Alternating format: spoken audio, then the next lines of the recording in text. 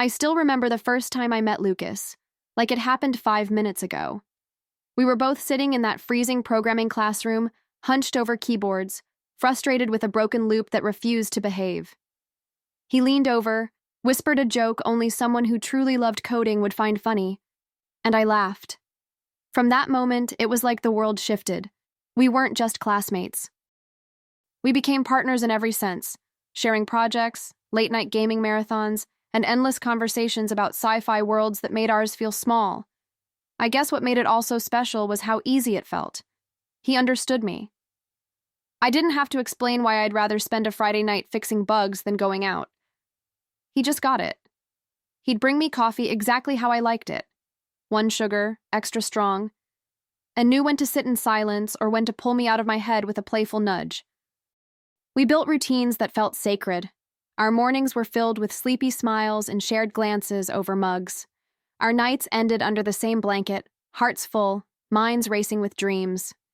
And when we finally landed those remote jobs, oh, it felt like we'd made it.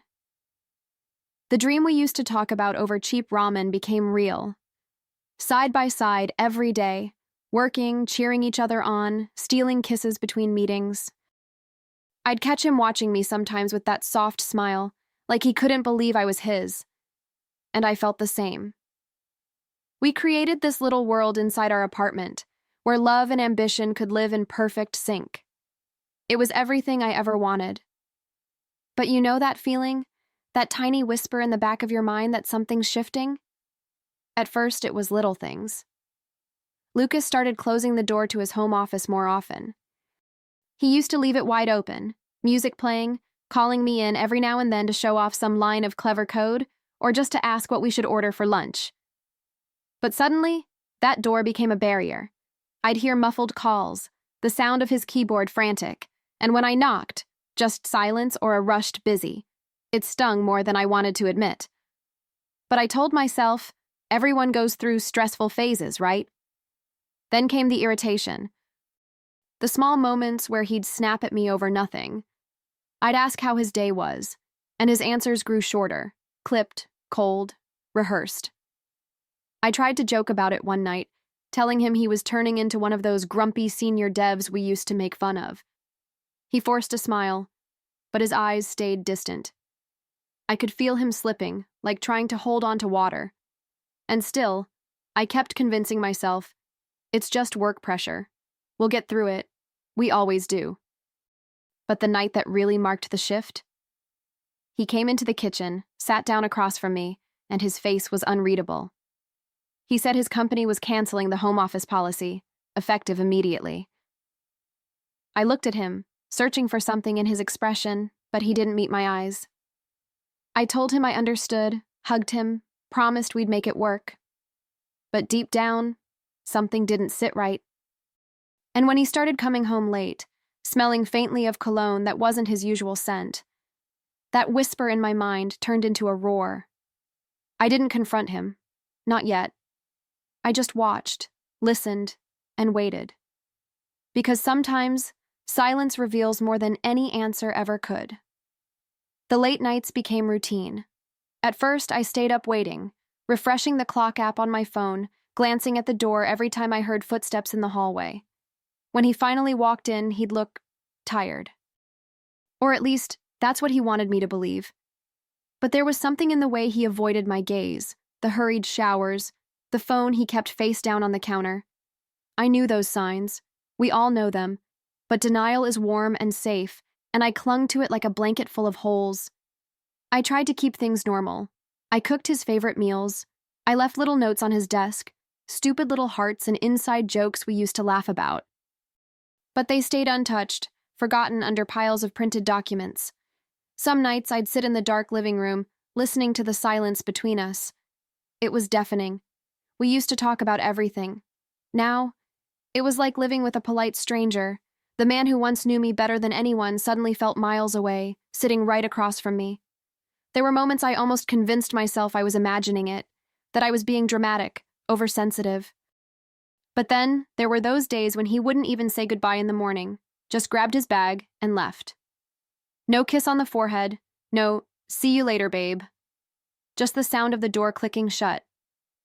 I'd sit there, staring at the empty chair across the table, wondering where we had gone wrong, wondering if maybe I had missed the moment he stopped needing me. But I wasn't ready to give up on us yet. No, not without knowing the truth, not without seeing it with my own eyes. I woke up one morning and just knew. I couldn't sit in that suffocating silence anymore. I missed him. I missed us. And part of me still believed, foolishly, that maybe he just needed reminding of what we had. So I decided I'd surprise him. I spent hours choosing a dress he once said made me look like the heroine in a sci-fi movie, spritzed on the perfume he bought me last Christmas.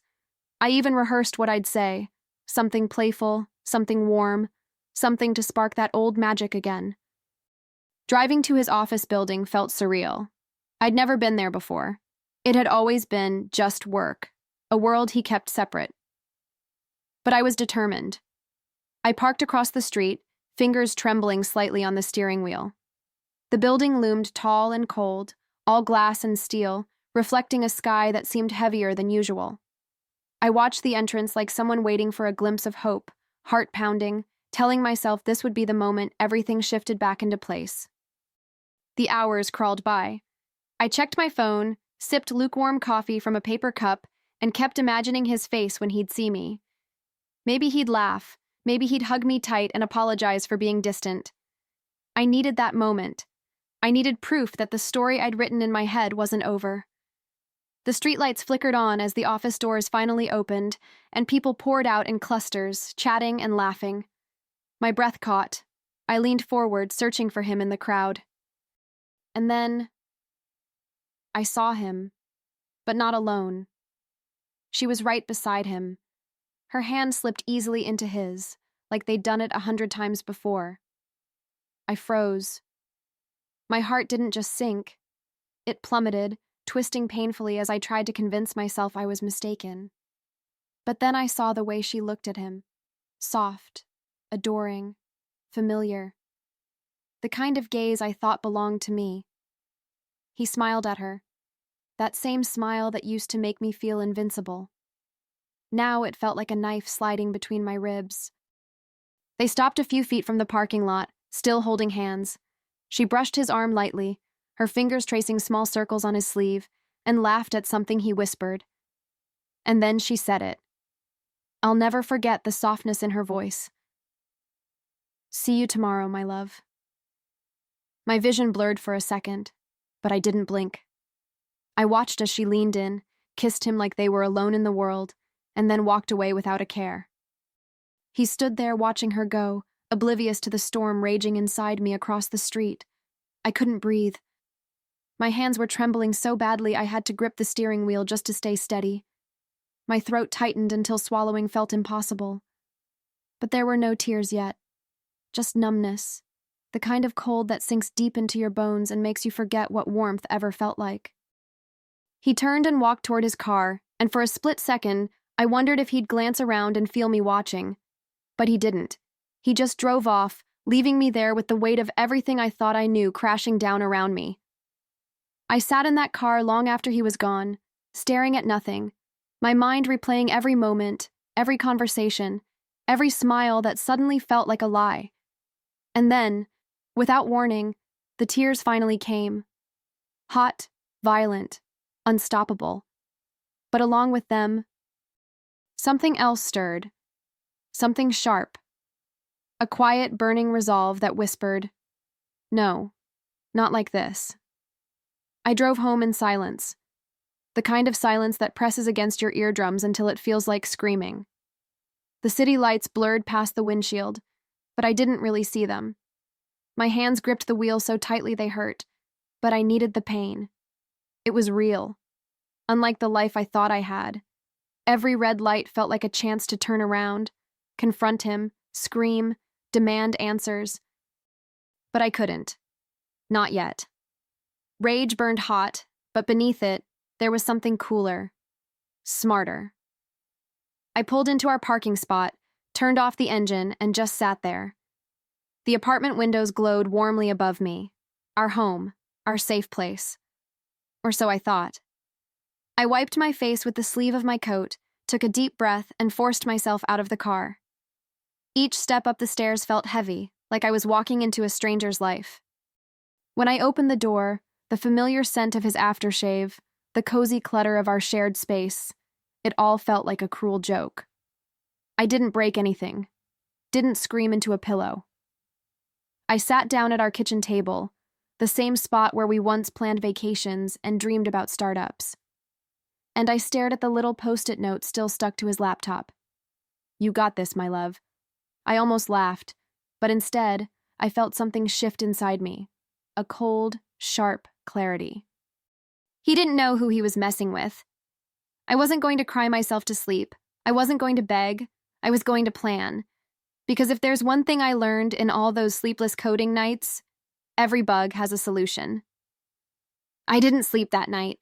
I lay there, staring at the ceiling, replaying every moment of the past year with new eyes.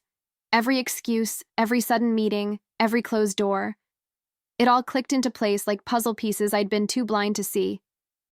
But I wasn't going to be the heartbroken fool sitting in bed with ice cream and tear-streaked cheeks. No.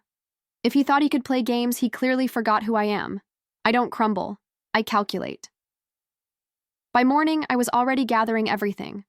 We'd shared so much: passwords, devices, cloud storage accounts, trust. All of it became ammunition. I sat at my desk, cracked my knuckles, and got to work. It felt strange, almost clinical. Lines of code, login screens, two-factor authentications, easy. I moved through his digital world like a ghost, finding things he thought were hidden. Messages, pictures, reservations. Evidence layered on evidence, painting a picture far worse than I expected. He wasn't just careless, he was arrogant. Screenshots of hotel confirmations, flirty emojis, entire conversations where he played the doting lover to someone else. I saved it all, every pixel, every timestamp. I backed them up on drives, in encrypted folders, on cloud storage with names so innocent he'd never suspect. And with every file I collected, the hurt started to shift. It morphed into something harder, colder, strategy. He thought he was clever, but he forgot one thing: I'm cleverer, and I don't play fair when I've been played. As I dug deeper, I stopped feeling like his girlfriend and started feeling like a detective, one with a personal score to settle. Every hidden folder, every deleted message, I found them all. His work calendar revealed secret lunch dates, meetings that weren't meetings. He had woven a web of lies so intricate that I almost admired the effort. Almost. But admiration turned to icy resolve with each discovery. My heart didn't ache anymore. It sharpened. I wasn't the fool in this story. He was. Then I found it, the invitation. His company was hosting a big tech networking event. Open bar, speeches, proud moments shared with families. Perfect. I sat back in my chair, heart pounding for a different reason now. This wasn't just karma, it was an opportunity wrapped in a bow. He'd stand there, under bright lights, expecting applause. And I'd be right there, handing him the reality check he never saw coming. I could almost hear the silence, the whispers, the gasps. I spent days preparing, creating a separate folder with all the evidence neatly organized. Screenshots of messages, selfies he took with her in hotel rooms I'd never seen. I even added hotel receipts, detailed, time-stamped. I polished the presentation with the same attention to detail I once used on joint projects we worked on, side by side. Except this time, he was the project, and I intended to deliver results. They say revenge is best served cold, but I wanted mine served publicly, with perfect timing and undeniable proof. The closer the event got, the calmer I felt. It was strange, like all the pain had crystallized into focus. I wasn't shaking anymore. I wasn't doubting myself. Instead, I found comfort in the details.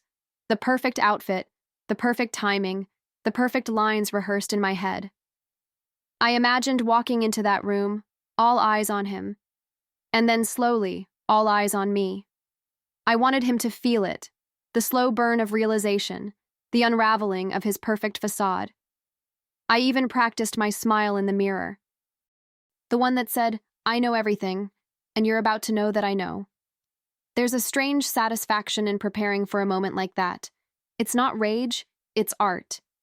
Each file I saved, each detail I perfected, felt like a brushstroke on a masterpiece of poetic justice. I wondered if he'd even suspect. Probably not. Men like him never do. They think they're untouchable.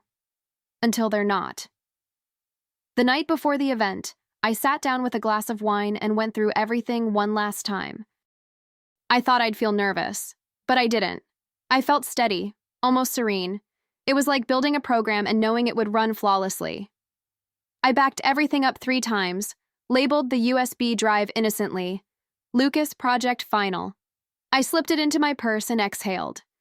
Tomorrow wouldn't just be about exposing him. It would be about reclaiming myself. And as I closed my laptop, I whispered to myself, "You're ready." The night of the event, I took my time getting ready. Every detail mattered. The dress was elegant but understated, the kind that made people turn their heads twice, wondering who I was. My hair fell perfectly around my shoulders, and I chose the necklace he gave me 2 birthdays ago. Fitting, I thought. He'd gifted it to me as a promise of forever. Tonight, it would be part of my goodbye. I looked in the mirror, took one deep breath, and smiled. The kind of smile that knows what's coming. The venue was grand. Glass walls, soft jazz playing in the background, tables covered in white linen. I walked in as if I belonged there, because I did. I scanned the room slowly, deliberately. And then I saw him. He was laughing, surrounded by colleagues, drink in hand, perfectly polished. His eyes met mine. For a split second, his smile faltered. He didn't expect me, but he covered it quickly, lifting his glass in an awkward half-toast. I nodded politely, like a guest arriving fashionably late. He made his way over, eyes darting nervously. "You're here," he said, trying to sound casual, but I could hear the crack beneath the surface. I simply touched his arm and said, "I wouldn't miss it." The look on his face, a mix of confusion and relief, almost made me pity him. Almost.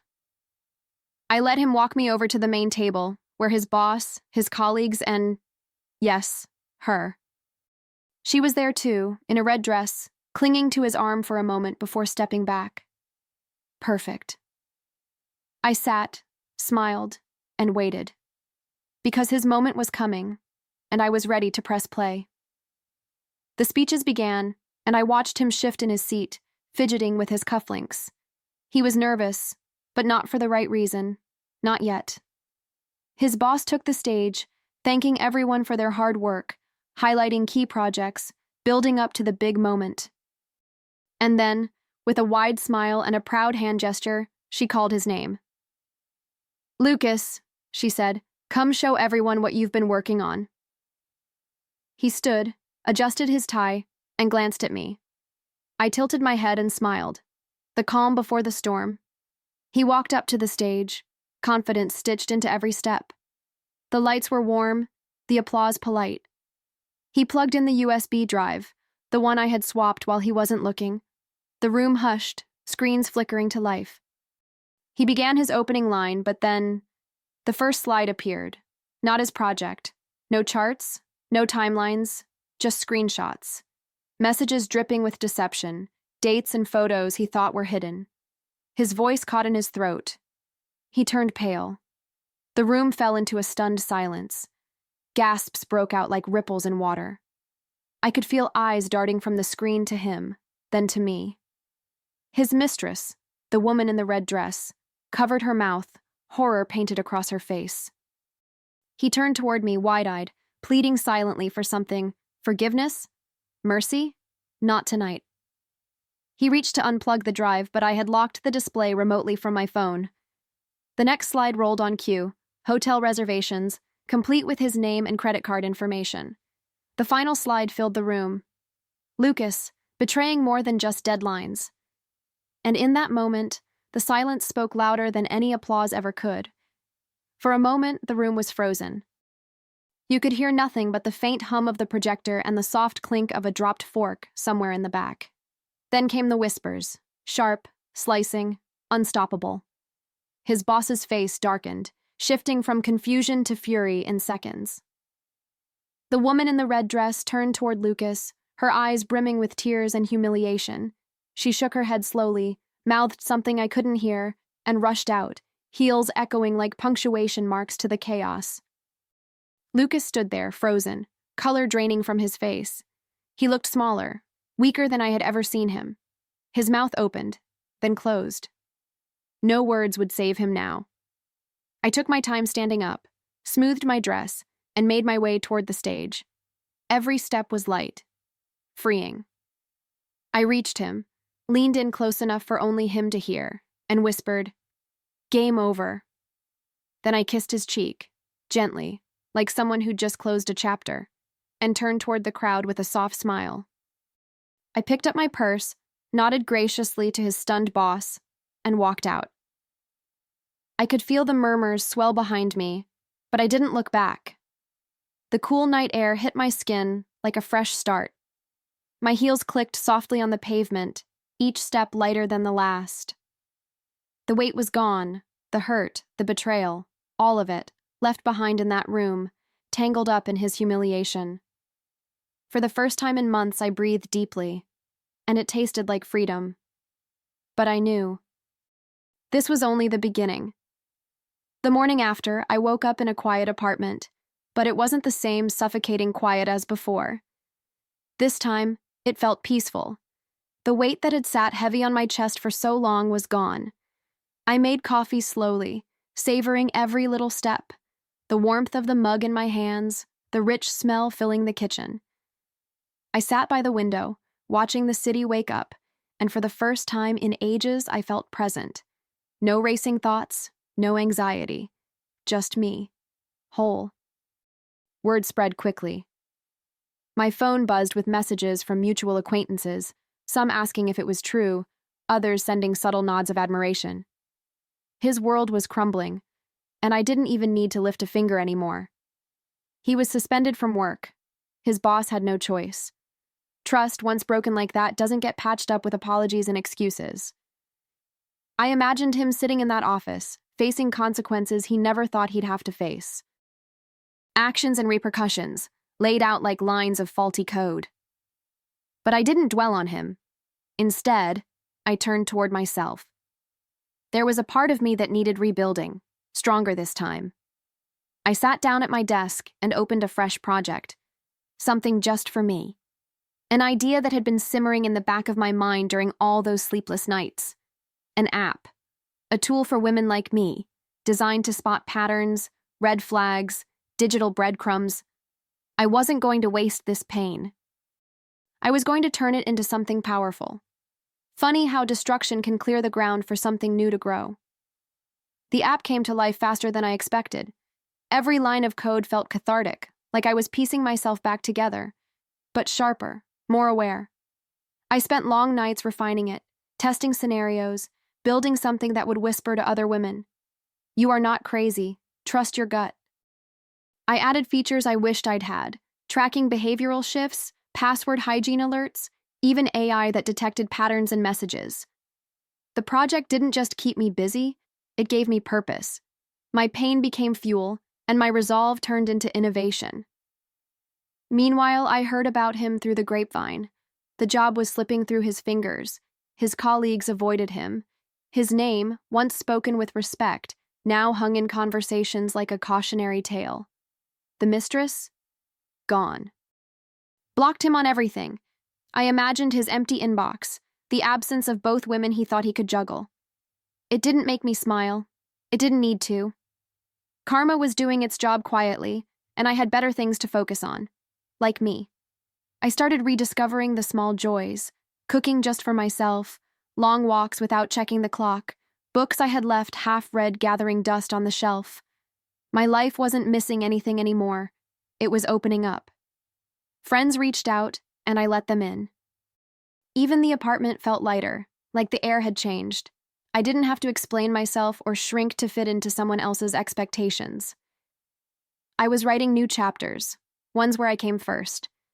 And then, one evening, just when I thought the story was closed, his name lit up my phone screen. I stared at his name on my screen for a long moment, my thumb hovering over the notification. Part of me expected it. Men like Lucas never disappear quietly. The message was exactly what I thought it would be. I miss you. I was stupid. Can we fix this? Short, desperate, hollow. A version of him I didn't even recognize anymore. I could almost hear his voice, trying to sound sincere, but it was too late. He had debugged too late. The system had already crashed.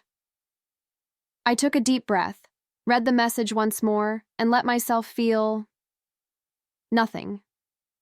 No anger, no sadness, just clarity. I typed one simple reply, each word deliberate, each keystroke sealing the end of his chapter in my life. You should have debugged your life before crashing mine. I hit send. Then I blocked his number without hesitation, watching his name disappear from my contacts like wiping a smudge off a mirror. Clean, final, free. I closed my phone, poured myself a glass of wine, and sat out on the balcony, feeling the cool breeze wrap around me like a promise of everything ahead. The night sky was clear, stars glittering like tiny possibilities. My app was launching soon. New projects, new dreams, new beginnings. I had survived heartbreak, betrayal, humiliation, and I didn't just come out stronger, I came out smarter. More me than I had ever been. Sometimes endings aren't tragedies. They're blueprints for becoming unstoppable.